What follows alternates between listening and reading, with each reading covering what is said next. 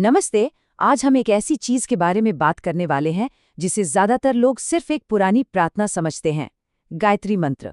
पर सोचिए जरा, अगर ये सिर्फ एक प्रार्थना ना हो, बल्कि जैसा कि पुराने ग्रंथ बताते हैं, खुद को बेहतर बनाने का एक पूरा नक्शा हो।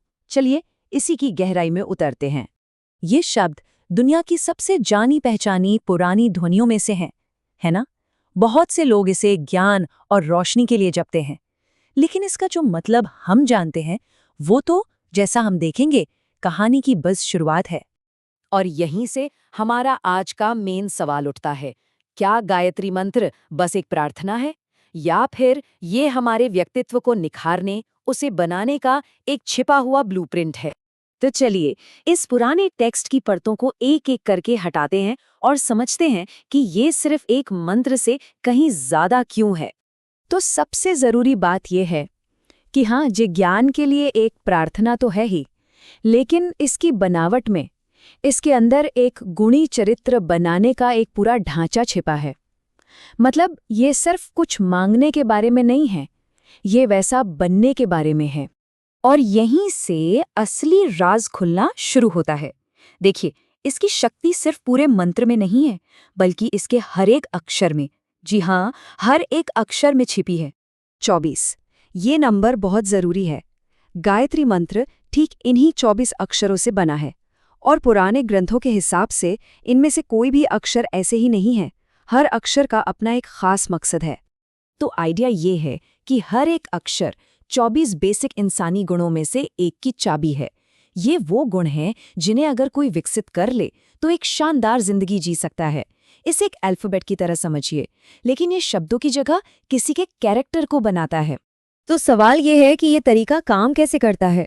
इससे किसी फिलॉसफी की तरह नहीं, बल्कि पर्सनालिटी बनाने की एक मेथोडिकल साइंस की तरह देखा जाता है। इसे समझने के लिए एक बड़ी अच्छी मिसाल दी जाती है। सोचिए, जैसे हमारे शरीर में किसी केमिकल की कमी हो जाए तो बीमारी हो सकती है ना? ठीक उसी तरह हमारे व्यक्तित्व में अगर किसी गुण की कमी हो तो वो हमारी तरक्की में रुकावट बन सकती है और हमें अंदर से कमजोर कर सकती है। कह सकते हैं कि ये एक तरह की आध्यात्मिक पोषण की कमी है। तो फिर इसका इलाज क्या है? तरीका बड़ा सिस्टमैटिक है। सबसे पहले ये पहचानना कि कमी किस गुण की है, फिर उस गुण को जगाने के लिए खास तरह से ध्यान लगाना या अभ्यास करना।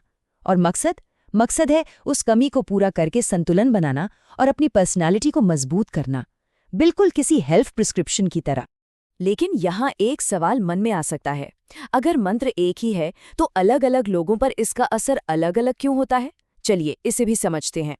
इसको समझाने के लिए पहली मिसाल है दूध की। सोचिए, एक पहलवान, एक स्टूडेंट और एक नई माँ, तीनों एक ही ग्लास दूध पीते हैं, लेकिन हर किसी को अपनी जरूरत के हिसाब से अलग फायदा मिलता है ना? मंत्र को भी कुछ ऐसा ही देखा जाता है। ये हर इंसान की जरूरत के हिसाब से उसे फायदा पहुंचाता है। दूसरी मिसाल है सूरज और समंदर की। सूरज तो एक ही होता है, लेकिन समंदर की हजारों लहरों पर उसकी अनगिनत अलग अलग परछाइयां बनती हैं। ये दिखाता है कि कैसे एक ही यूनिवर्सल शक्ति हर इंसान की सोच और हालात के हिसाब से अलग अलग तरीकों से जाहिर हो सकती है। और ये सब हमें एक बहुत ही गहरे सवाल पर लाकर खड़ा कर देता है। जब किसी को इस अभ्यास से अच्छे नतीजे मिलते हैं तो असल में हो क्या रहा होता है? क्या ये उसकी अपनी मेहनत है या कुछ और? यहाँ पर दो नजरिए सामने आते हैं। एक कहता है कि ये नतीजे आंतरिक उत्कर्ष हैं, यानी कड़ी मेहनत और सेल्फ डेवलपमेंट का फल। और दूसरा नजरिया कहता है कि ये दैवी कृपा है, यानी ऊपर वाले का दिया हुआ एक तोहफा। अब ये दोनों बातें तो एक दूसरे से बिल्कुल उल्टी लगती हैं, है ना? लेकिन यहाँ एक बहुत दिलचस्प मोड़ आता है। और आखिर में सोचने वाली बात ये है, क्या हो अगर ये दोनों बातें एक दूसरे के खिलाफ हों ही नहीं? क्या ऐसा हो सकता है कि आंतरिक उत्कर्ष और दैवी कृपा एक ही सच्चाई को देखने के दो अलग अलग तरीके हों? क्या पता हमारी अपनी कोशिशें ही वो रास्ता हों जिससे कृपा हम तक पहुंचती है? ये एक ऐसा सवाल है जो हमें सोचने पर मजबूर कर देता है।